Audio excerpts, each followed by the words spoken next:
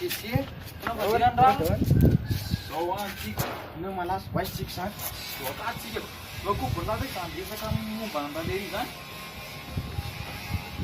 Kasihnya sini nanti anak hati ya. Udah malas, bila is. Sadari pun calin na cuma tatu ah. Siaga, dia sat siaga deh. Cuma camarin nak. Orang kau sudah dari sabun dia macam apa dia cerai sendiri macam. Macam cuma dia dia satu.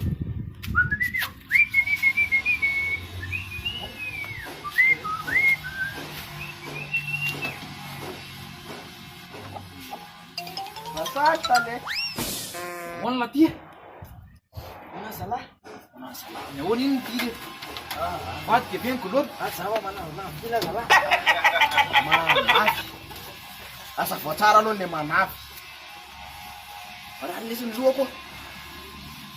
Dua lama harar, dia lama wan nasi kelari. Oh cuma mau. Parah sih. Pengen nih vanilla manis nanti dulu. Asa mana aja les. Pun dari dia. Sudah sih kena marna. Haji sak sadik. Kan dia pasti sadik. Sama kena keren pikiran maaf. Sawa ada. Lala sa Facebook sana Facebooknya nak pangurana mula. Mar sasa kis. Isarin plaza cowok lihat. Ma. Ini les marna vat. Oh misi fa sale ya kita cikir orang itu nama mandi dari. Ter sana le aspira ka kita kyo arwe.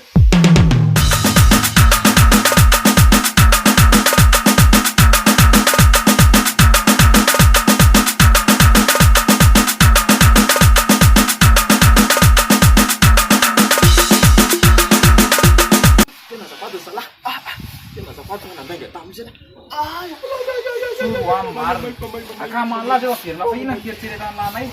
Kok kan sini sama coba masih sama kini. Satu biji poso desa. Aduh, dia nak serana. Dia virtual dari sana tu.